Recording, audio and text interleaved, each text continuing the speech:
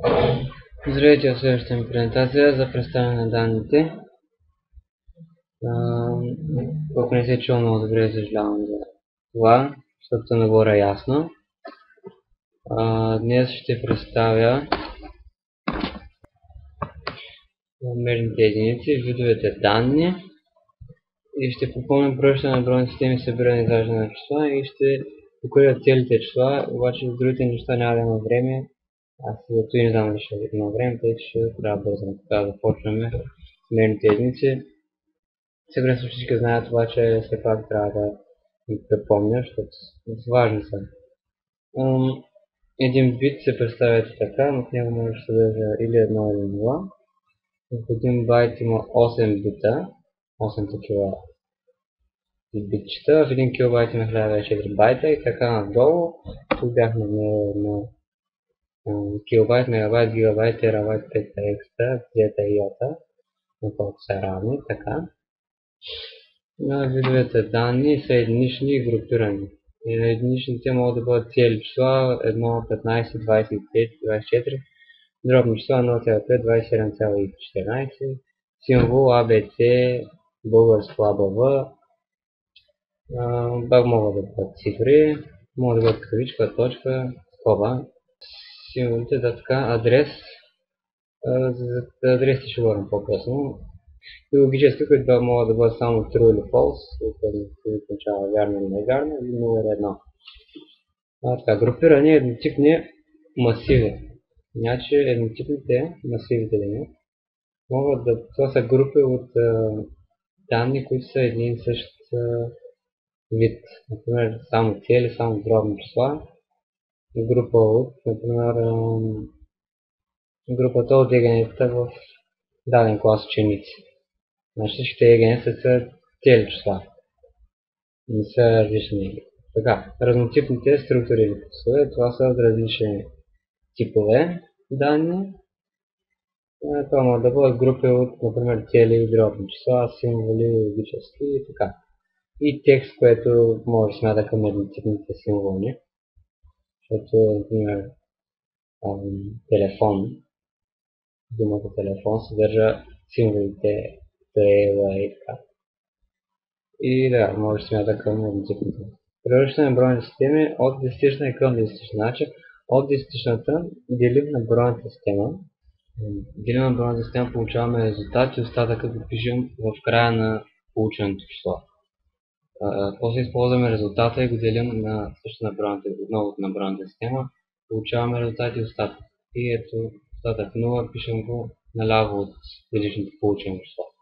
И така, докато стигнем до накрая 3 делено на 2 1, получаваме остатък 1 и пишем също и резултатът, който е 1, не?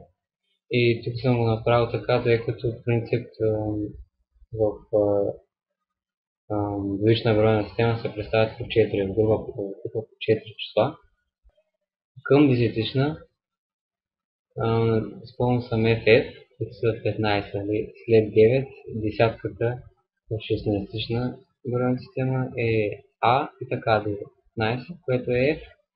Последната цифра се умножава по бройна система на нулева степен, пред последната по бройна система на първа степен и така, ако имаме число назад, т.е.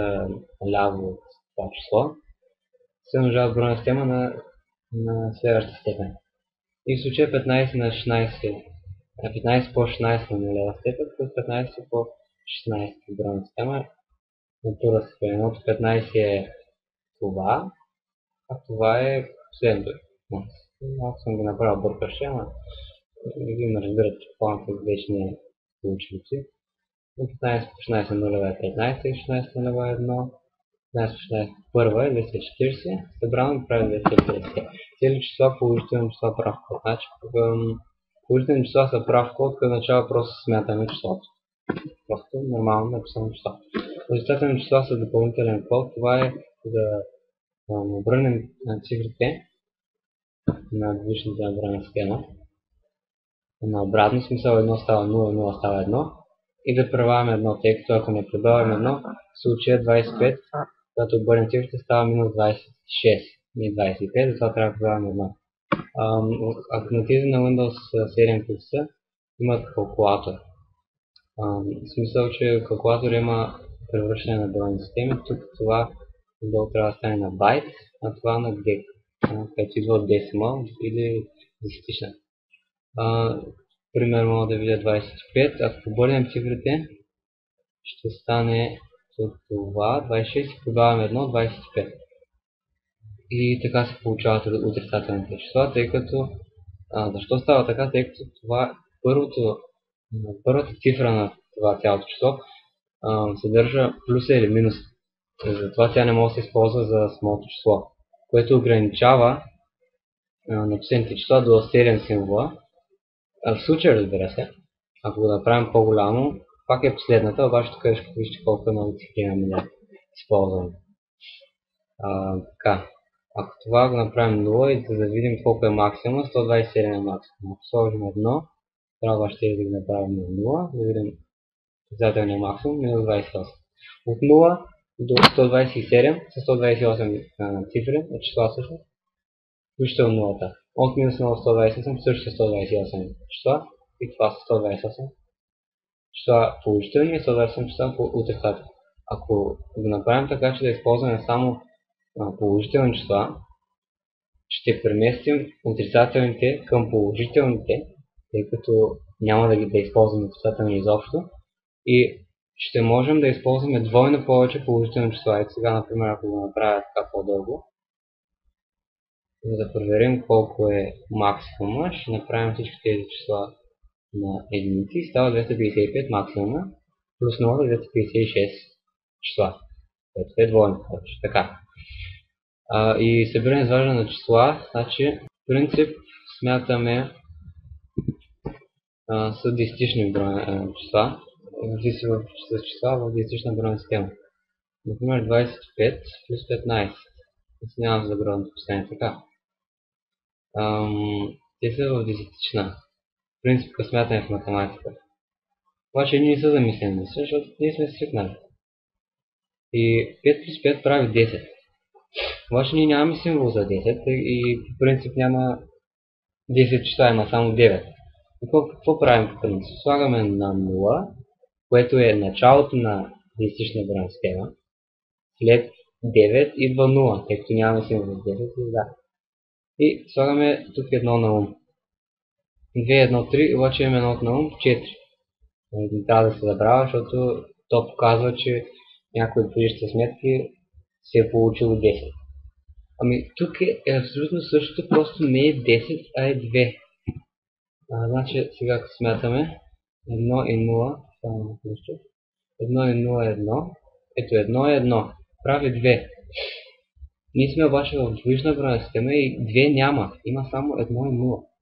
И затова трябва да напишем 0, което е следващото число след 1. И сложим 1 на 0, както направихме преди малко. Когато стане 10, написахме следващото след 9. 0, където нямаме 10. 1 на 0. И тук имаме 0, 1 на 0. 1 и 0, 1, 1. Много се получава това. Пак трябва да напишем 0, 1 на 0. 0, 0, 0 и 1 на 1. И ако сметнем тук 1, имаме 0 отново, 1 на 0 и 1 на 0. Така, тук се получи отново 0 и 1 на 0, обаче нямам с какво да го сметнем и тук става 1. Обаче, вече сме казвали на компютъра, че работим с 8 цифрени числа. Нали, в случая такива. И компютъра няма да сложи още 3 нули тук, за да стане едно по-голямо число.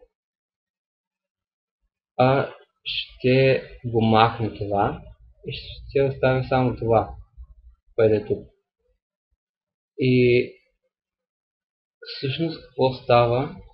Там първо да кажа, че това число, като не го казах в началото, това число е минус 25,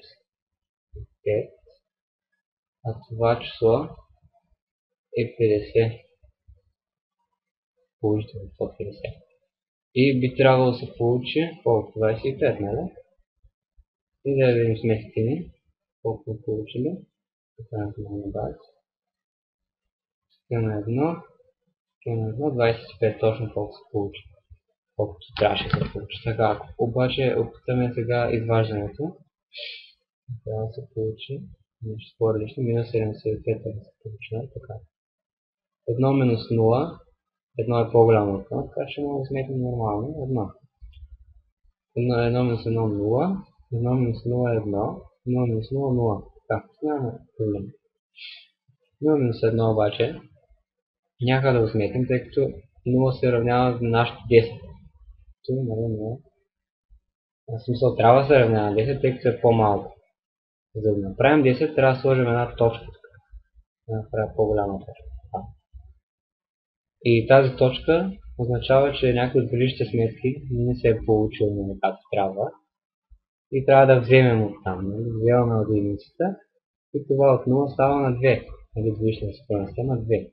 Беше в десетична, както смятаме по принцип, става 10. Обаче в случая става 2. И 2 минус 1 е 1.